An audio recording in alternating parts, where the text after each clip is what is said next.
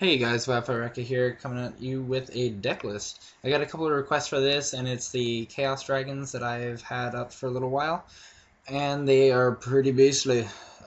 Just gonna go over it. This is kind of a prototype, and there's actually not a whole lot of dragons here, but the deck functions pretty well on its own. I feel like I have maybe a little bit too many monsters, and I feel like I might want to run some Totem Dragons over like the Thunder Kings or maybe over the Reapers or something like that. It depends.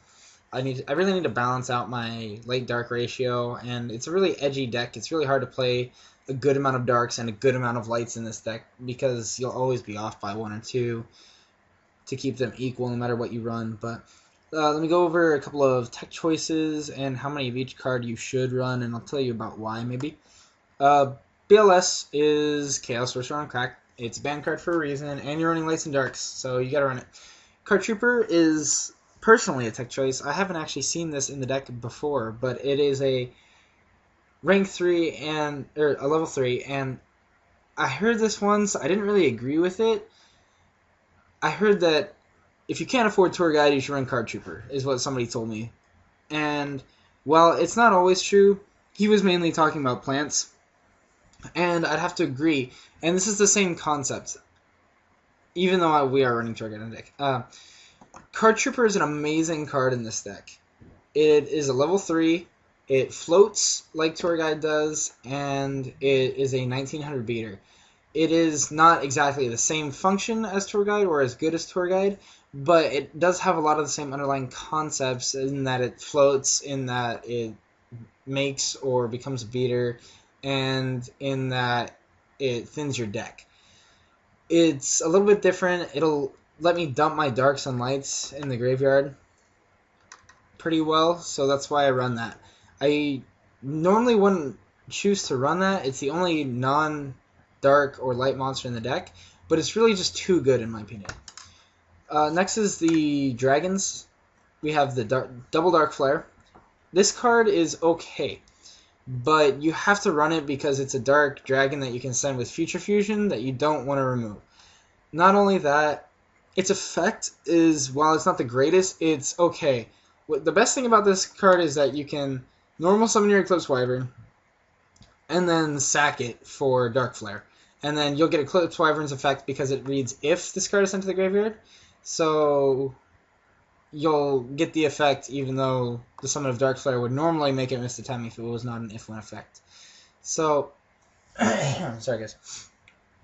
You can use that effect, and then you can send your dead Wyvern to the grave, or you can send, whatever, or your dead Pulsar to the grave, and then you can send another Light and Dark and set up for future Pulsar plays or for your BLS, whatever you need. Not only that, you get to remove from play the Wyvern that you just removed and add the Red Med that you added, or possibly Dark Armed. I really want to play... Let me talk about Dark Armed real quick. I really want to play Dark Armed in this deck, but I can't find the room. And that is a bit of a problem. Let me tell you the main reason I want to play it. Eclipse Wyvern can add it to your hand, and that is just too good. Anything that can search Dark Armed is pretty broken. And that's just mind-blowingly incredible to me. It's very broken. It can lead to OTKs. This deck is a huge fan of OTKs. You can get out like your BLS, your like double Red Med, BLS, Light Pulsar, Dark Flare, whatever. So that's that. But anyways, next card. Eclipse Wyvern. This is kind of the heart and soul of the deck. If it's sent to the graveyard, so if, that can be by Foolish, that can be by Future Fusion, that can be from battle, that can be when it's sacked. You can banish one light or dark, level 7 or higher dragon. Right now in the deck that consists only of Red Eyes Darkness Battle. However, it's a light dragon that serves the deck, and that's why I will always play 3 of them. There's a very low chance that this card will ever be dead in the deck. That is my opinion on it. And not only that, I really like to play, like I said before, I'd really like to play Dark Armed, and it's a great target for Eclipse Wyvern. Next we have Light Pulsar, and this card is far more broken than Dark Flare is. You can special summon it like Chaos Sorcerer. You can do that with Dark Flare, by the way. And when it's sent from the field to the graveyard. So if your opponent dark holes or if they attack over it, you can target one dragon type monster, level 5 or higher dark dragon monster in your graveyard and special summon it. So that's red med right there. And what that does is it creates a loop, because if they destroy the light pulsar, you bring back red med will put light pulsar back, and then if they kill it, you do it again. So it's really good.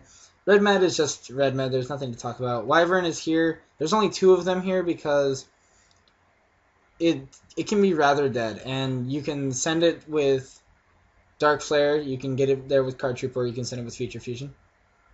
Sengen, because you're playing 3 Tour Guide, and it's a level 3 dark monster, it's just splashable. Spirit Reaper is an amazing card this format. It works against Dino Reaper, and it's a rank 3 or level 3 dark. I keep saying rank, sorry guys. 2 Thunder King because it gets over everything this format, and this can function as a very anti-meta deck, and I think that's probably its best aspect as of now. 3 Tour Guide. I'm sorry, you guys can bitch about it all you want, but Tour Guide is the best card this format, and there's no getting around it. I'm sorry. You have to play it. I'm sure you don't have to play it in this deck, but I feel like it's too good. You can bring back your Eclipse Wyvern. You can bring back your remove from play Red Eyes Wyvern. You can bring back anything that you remove from play for BLS or Light Pulsar or Dark Flare. And that's just the way it is. Allure because you're running a shitload of darks. Book, Dark Hole. I hope I don't have to talk about these guys. Future Fusion.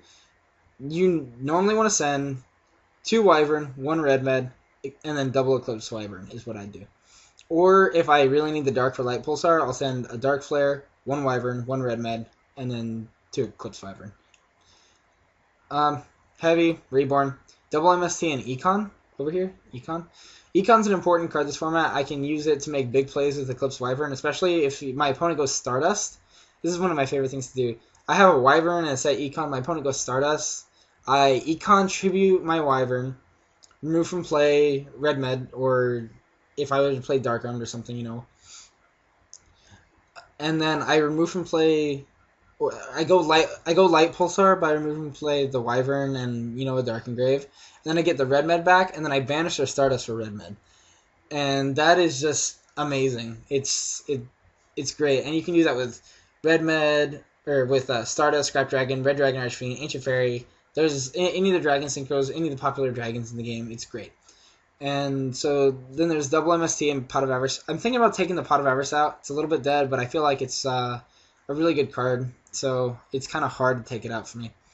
Then staple spell traps, the Solemn Brigade, Mirror Force Torrential, and Dust Shoot. There's really not a lot of tech here in the spell trap lineup other than that Econ. I'm thinking about playing more than one Econ.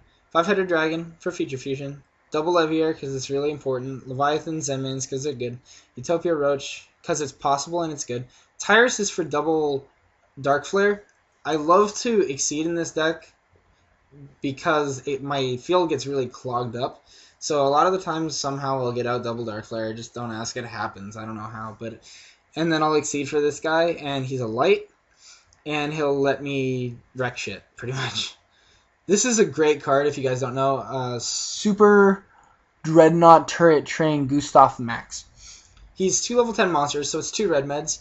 So what you do is you get out your double Red Med after you move from play Wyverns, after you Future Fusion, and then you get something back with Red Med. It doesn't really matter. You push in, but it's really not quite game yet, so you overlay for it, and then you detach, and it deals 2,000. So it's really the main phase 2 game winner. And then I have all this extra room, so I play all these just in case for Reborn. It's Catastrophe, Brio, Black Rose Stardust, and Trish. That's really the deck. I told you guys about a lot of the combos in it, but if you guys want to see more of it, or if you guys want to see less of it, I know I'm going to be posting a lot of videos with it because I'm really in love with this deck. This is just a prototype, so let me know what you think and leave a comment below. Thanks. Bye.